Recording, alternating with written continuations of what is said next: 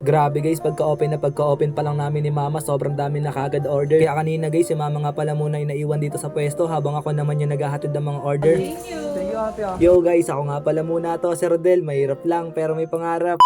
So yun na nga guys, no, ngayong araw sobrang maulan pa rin ng panahon, pero ngayong araw mukhang blessing sa amin ni mama yung ulan. Dahil pagka-open pa nga lang namin ay talaga namang dinagsa kami dito ng mga tao kanina. Saan puto tayo?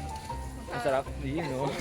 Eto nga guys, habang kinukuha ko nga ng video yung mga kaganapan dito sa pwesto, may lumapit nga sa aking bata, shoutout nga sa kanya dahil nakapollow nga raw siya sa Black App ko. Nga pala guys, malapit na nga pala tayo mag 50k followers sa TikTok, kaya maraming salamat po talaga sa inyo sa patuloy na suporta. O siya guys, balik nga pala tayo dito sa bago naming paninda. Eto nga pala yung tinatawag na putong kamoting kahoy. Habang tagulan pa nga guys, ito nga pala muna yung magiging pansamantala naming paninda.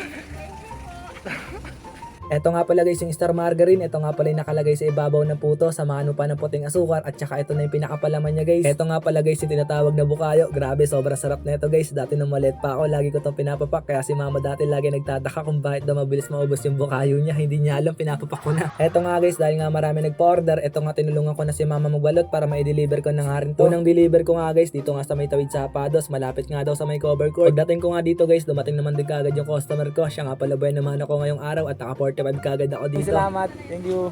Sunod nga na deliver ko guys dito nga sa bahay ng Baliches. Malapit na nga pala to sa may simbahan. Yung customer ko nga rin pala dito si Boss Waray. Isa nga rin pala siyang content creator. Supportahan din natin siya guys sa pangarap niya.